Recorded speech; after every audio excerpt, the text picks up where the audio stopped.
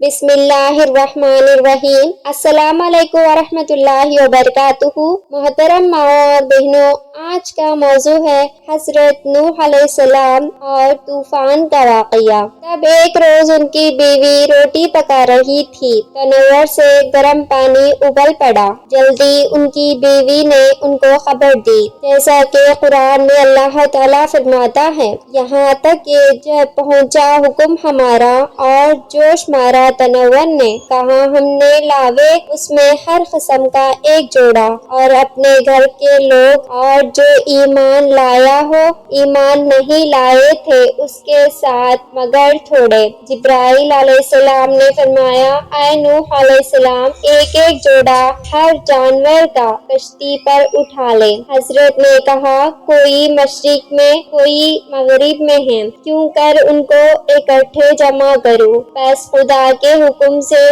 जिसकी नस्ल रहनी मुकद्दर थी, उस जानवर का जोड़ा कश्ती में रख लिया और घर वालों में से जिस पर बात पड़ चुकी और बेटा उसकी माँ डूबी और 3 बेटे बचे जिनकी औलाद सारी खलकत में है। और तनव्वर था हजरत नूह अलैहिस्सलाम के घर में, जो तूफान का निशान बता रखा था कि जब उस तनव्वर से पानी उबले तब कश्ती में सवार हो जाइयो। मुर्तजम ने तफसीर से लिखा है और दूसरी रिवायत है कि कश्ती में 3 तबके थे। अव्वल तबके में परिंदे और दूसरे तबके में हजरत नूह अलैहिस्सलाम 7 मोमिनों के और तीसरे में 4 पाए और फर्जंद उनके साम हाम याफ्त सबके सब कश्ती में थे। और एक बेटा उनका कनान मारे गुरूर के जुदा होकर पहाड़ पर चढ़ गया और कहा कि मैं हरगिज तेरी कश्ती पर न आऊंगा। हर चंद के नूह अलैहिस्सलाम ने उसको पुकारा, ऐ कनान, तू हिलाक होवेगा, हमारे साथ आ। जैसा कि कुरान में अल्लाह ताला फरमाता है, पुकारा नूह अलैहिस्सलाम ने अपने बेटे को और वो हो रहा था किनारे, ऐ बेटे सवार हो साथ हमारे और मत रह साथ मुनकिरों के। उसने जवाब दिया, जैसे कि कुरान में अल्लाह ताला फरमाता है, कनान ने कहा, मैं अलग रहूंगा, किसी पहाड़ को बचा लेगा मुझको पानी से। नूह अलैहिस्सलाम ने कहा, जैसा कि कुरान में फरमाते हैं, बोला कोई बचाने वाला नहीं आज के दिन अल्लाह के हुक्म से मगर जिस पर वो मेहरबान करे। और फरमाया, ऐ बेटे, आज कोई बाकी न रहेगा, अजाब से खुदा के सब गर्क हो जावेंगे मगर वो शख्स के खुदा उस पर रहम करे और वो मोमिन हो। दूसरी तारीख माह रजब की थी कि पानी शुरू हुआ था। हमने खोल दिए आसमान को पानी के रेले से और बहा दिए जमीन से चश्मे। मिल गया पानी एक काम पर, जो ठहरा था आसमान से गर्म पानी बरसा और जमीन से सर्द उबला, यहाँ तक कि पहाड़ों के ऊपर 40 गज पानी बुलंद हुआ था। जिस पहाड़ पर बेटा नूह अलैहिस्सलाम का था, पानी पहले उसी पर जा पहुंचा। शफकत पदरी दिल में आई कि वो मारा जाएगा। तब, या रब, तूने वादा किया था मेरे साथ कि अहले बैत को तेरे हिलाक न करूंगा। अब बेटा मेरा कनान मारा जाता है। अल्लाह ताला कुरान में फरमाता है, पुकारा नूह अलैहिस्सलाम ने अपने बेटे को, बोला, ऐ रब, मेरा बेटा है मेरे घर वालों में से और तेरा वादा सच है और तू सबसे बड़ा हाकिम है। एक औरत तो हिलाकत में आ चुकी, अब तू चाहे बेटे को हिलाकत में गिन चाहे नजात में। और अल्लाह ताला ने फरमाया, ऐ नूह अलैहिस्सलाम, वो नहीं तेरे घर वालों में से, उसके काम है ना तारे के ईमान उसका तेरे ईमान के मुआफिक नहीं। मौज आई और हिला किया कनान को। जिब्राइल अलैहिस्सलाम ने फरमाया, ऐ नूह अलैहिस्सलाम, सवार हो और उसको पढ़ो। तर्जुमा।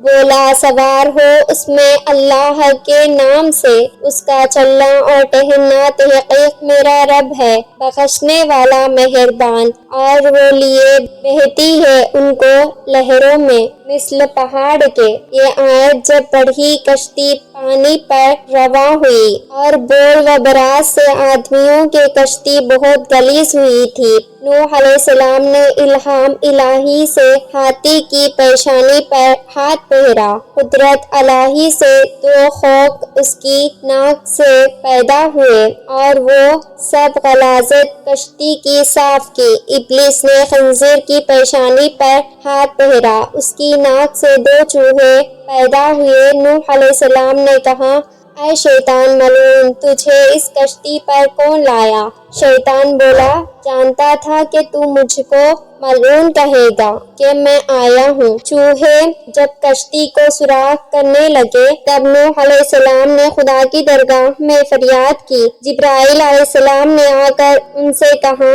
کہ شیر کی پیشانی پر ہاتھ مل۔ نوح علیہ السلام نے ہاتھ پھیرا، دو بلیاں اس کی ناک سے پیدا ہوئے اور اس میں سب چوہے کشتی کے کھا لیے۔ اسی دن سے بلی دشمن ہے چوہے کی، اور نوح علیہ السلام ماہ رجب کی دوسری تاریخ سے عشرۂ محرم الحرام تک 6 مہینے 8 دن کشتی پر رہے۔ اس کے بعد جناب باری سے ندا آئی، جیسا کہ قرآن میں اللہ تعالیٰ فرماتا ہے، اللہ تعالیٰ کی طرف سے حکم آیا، اے زمین نکل جا اپنا پانی، اور اے آسمان تھم جا اور سکھا دیا پانی، اور ہو چکا کام، اور کشتی ٹھہری جودی پہاڑ پر، اور حکم ہوا کہ دور ہو قوم بے انصاف۔ 40 دن پانی آسمان سے برسا اور زمین سے ابلا، پھر 6 مہینے کے بعد پہاڑوں کے سر کھلے، کشتی لگی تھی جودی پہاڑ سے،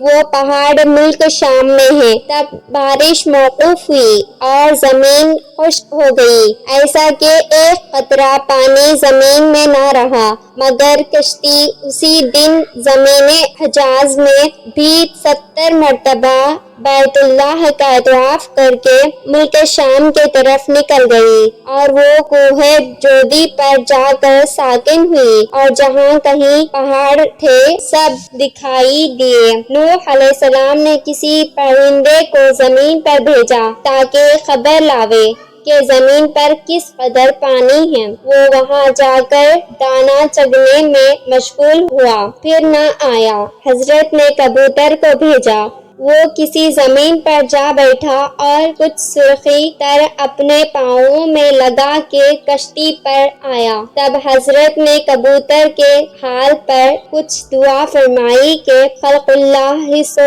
پیار کرے، اور اس وقت جبرائیل علیہ السلام نازل ہوئے اور 7 راہ پانی بنارے اور 7 دریا روئے زمین پر جاری ہوئے۔ تب سب پانی زمین پر سے دریا میں جا گرا، اور جو باقی رہا زمین پر خشک ہو گیا، اور نوح علیہ السلام نے کشتی سے باہر نکل کر کبک جانور کو بھیجا، وہ زمین پر گیا، بسبب پانی نہ ہونے کے نہ ٹہر سکا۔ پھر آیا، حضرت نے اس جانور کو دعا فرمائی اور تمام قوم کو کشتی پر سے اتار لیا۔ اللہ تعالیٰ کا حکم ہوا، اے نوح علیہ السلام، جتنے تخم اور جڑیں ہیں یہ سب زمین پر بو دے۔ تمام اقسام ملے مگر انگور نہ ملا۔ تب جناب احدیت میں عرض کی، آواز آئی کہ ابلیس ملعون نے اسے چرایا ہے۔ حضرت نے اس سے کہا، اے ملعون، جڑ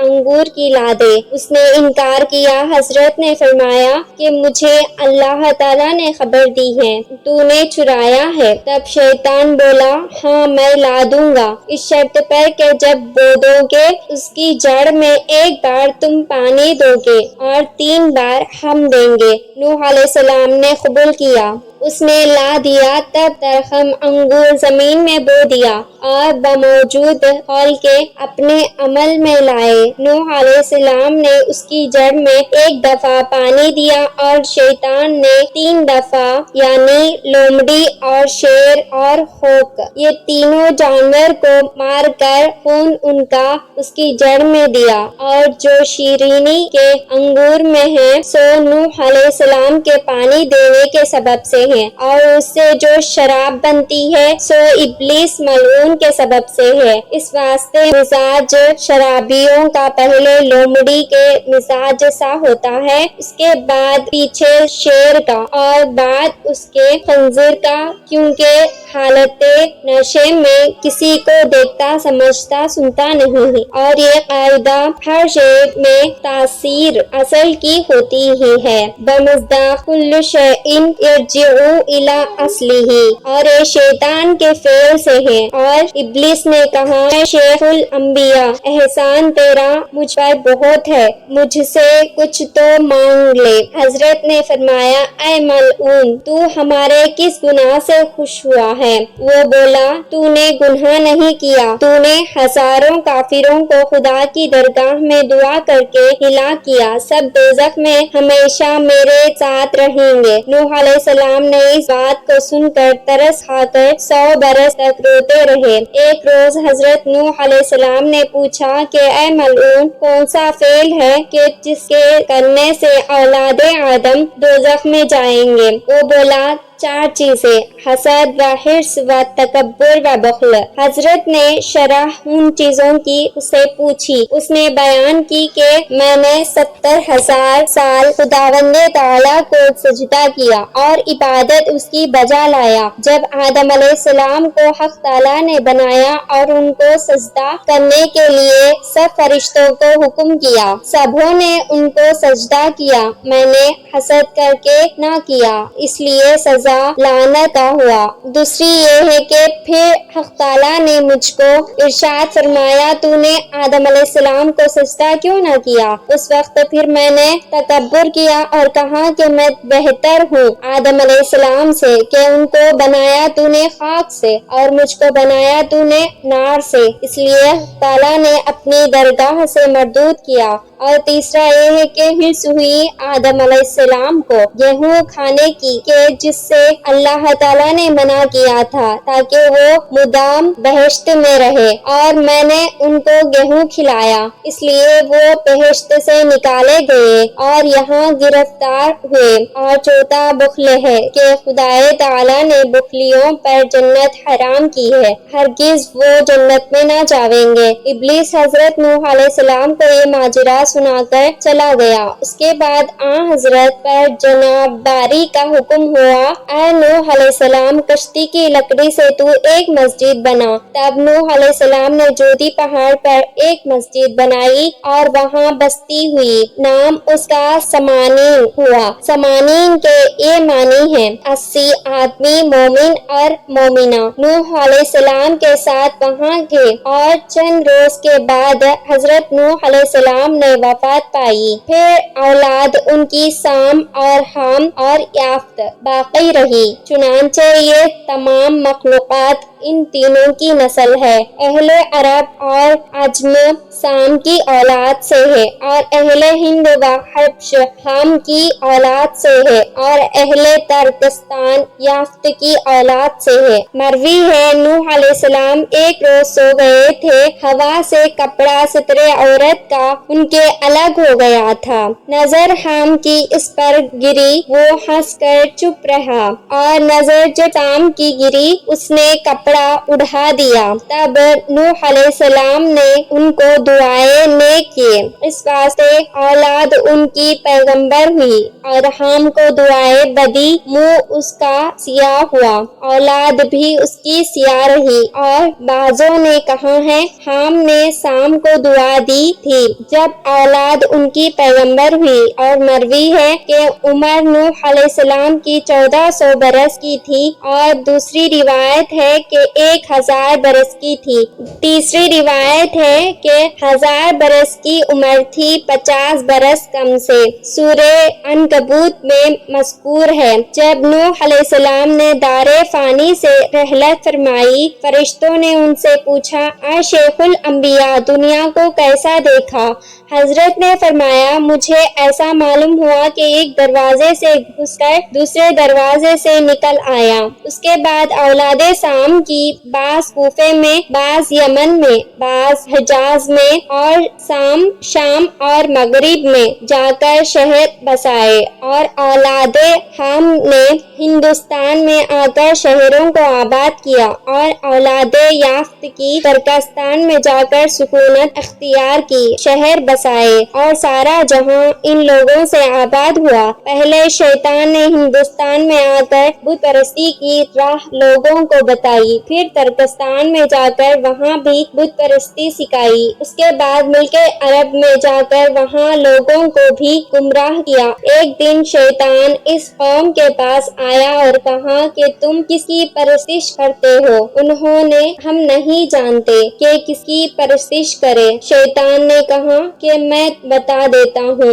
जिस तुम्हारे बाप दादा परस्तिश करते थे। तब शैतान उनको हमराह लेकर हिंदुस्तान में आया और बुत परस्ती सिखाई। वे सब मर्दूद इन पांचों भूतों को वहाँ से उठाकर ले गए। बोले, ना छोड़ो अपने। सब उनको पूछने लगे। तमाम आलम बुत परस्तिश हो गया। इस्लामिक वाक़ियात के लिए इस चैनल को लाइक, शेयर, सब्सक्राइब करें और कमेंट करें।